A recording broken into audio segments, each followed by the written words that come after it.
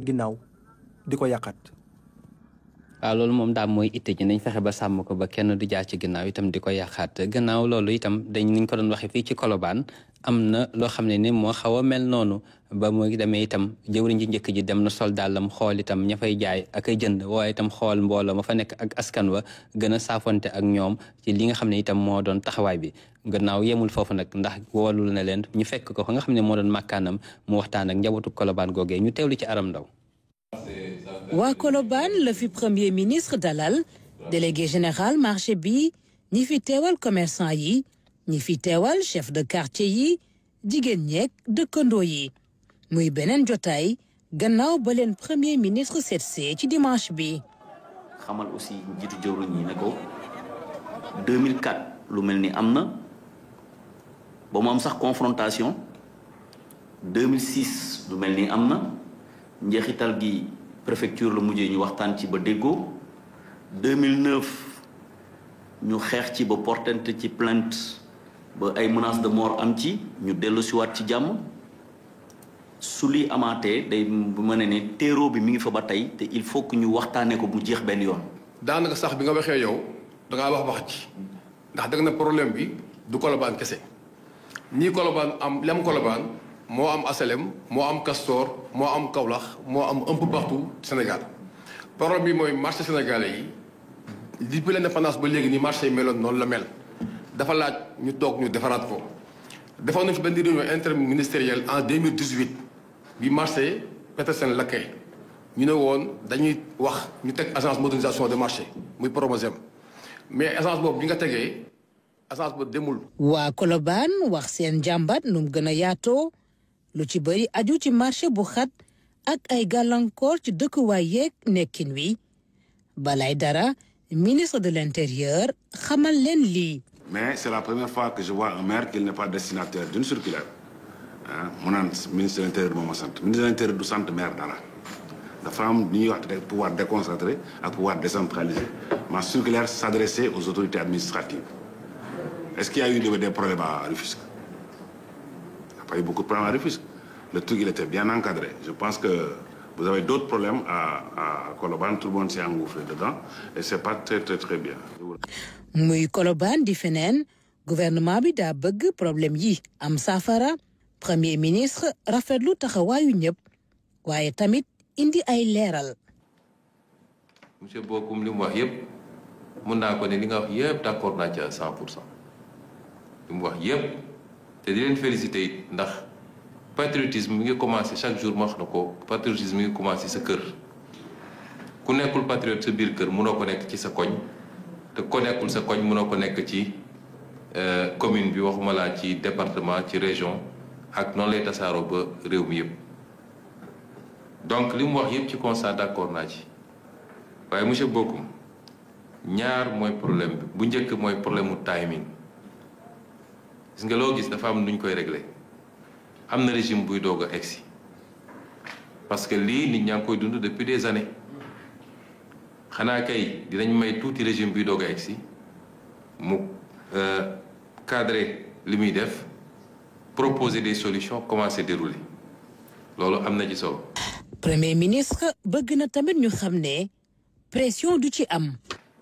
yenn problème bi mu commencé am gis nañ ñenn ñi ne way waxuñu ñu woon lii war nañ ñu et cetera déedéet c'est-à-dire suñu gouvernement du subir benn pression wala benn chantage ñëpp la njaboote te dina leen njaboote teg ko ci yërmande mais yërmande dàqantewul nag ak fermeté.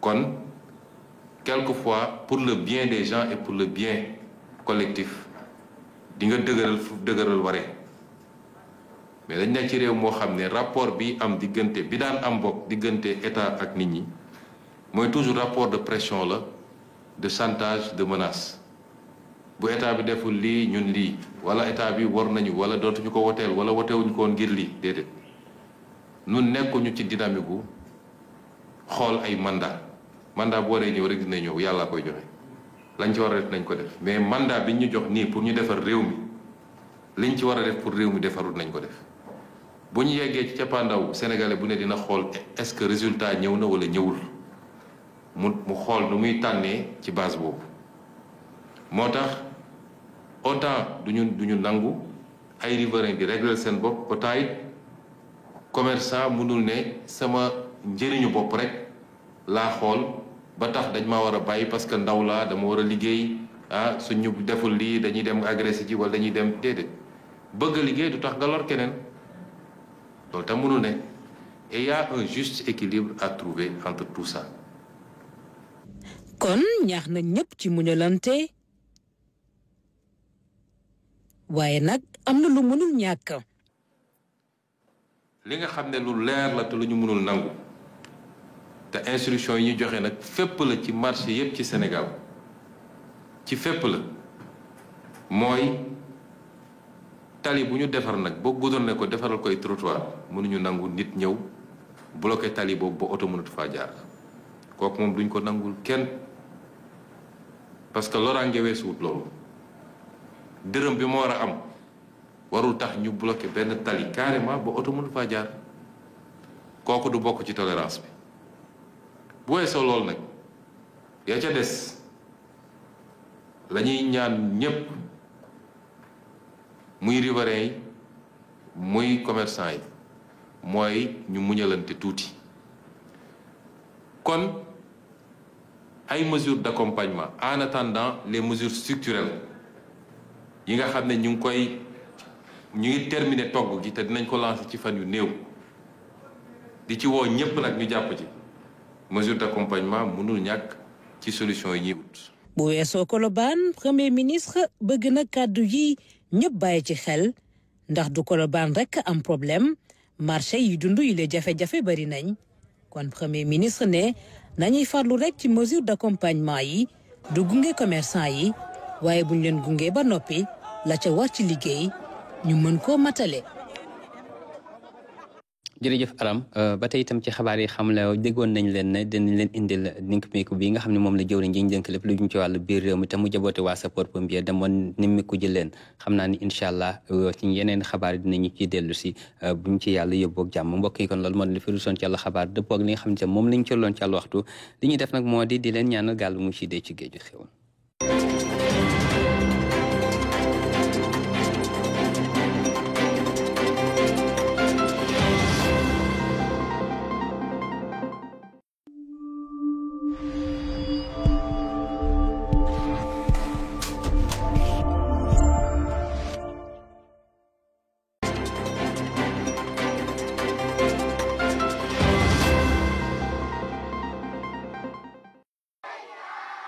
Environ la moitié des Nigérians sont connectés à un réseau électrique national incapable de fournir suffisamment d'électricité. Et dans les zones rurales, la situation est d'autant plus difficile puisque beaucoup ne sont pas connectés au réseau. À l'école Excellent Moral à Ibadan, le fondateur explique comment cette situation affecte l'apprentissage.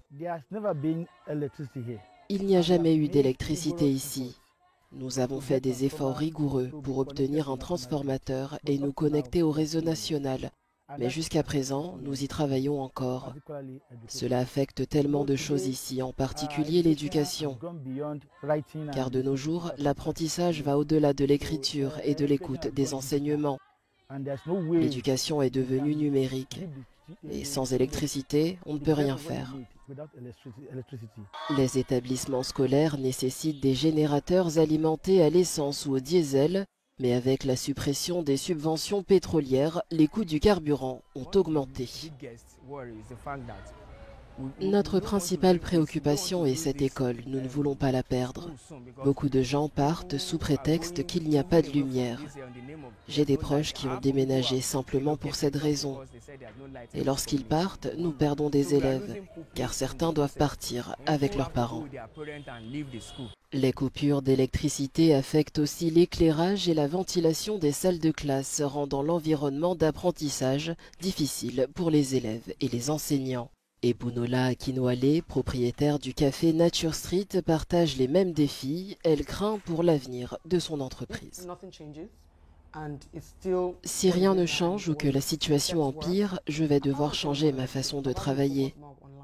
Je vais probablement me concentrer davantage sur la vente en ligne, peut-être fermer 1 ou 2 franchises et même acheter des vélos et faire plus de livraisons. Il va falloir repenser le modèle de cette entreprise pour réduire les coûts. Je ne fermerai pas le café car je suis très passionné par ce que je fais, mais je vais réduire ma dépendance à l'électricité.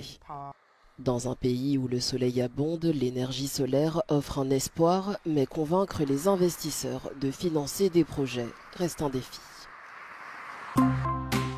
Les très petites et moyennes entreprises, TPME, jouent un rôle clé dans le développement socio-économique durable du Togo.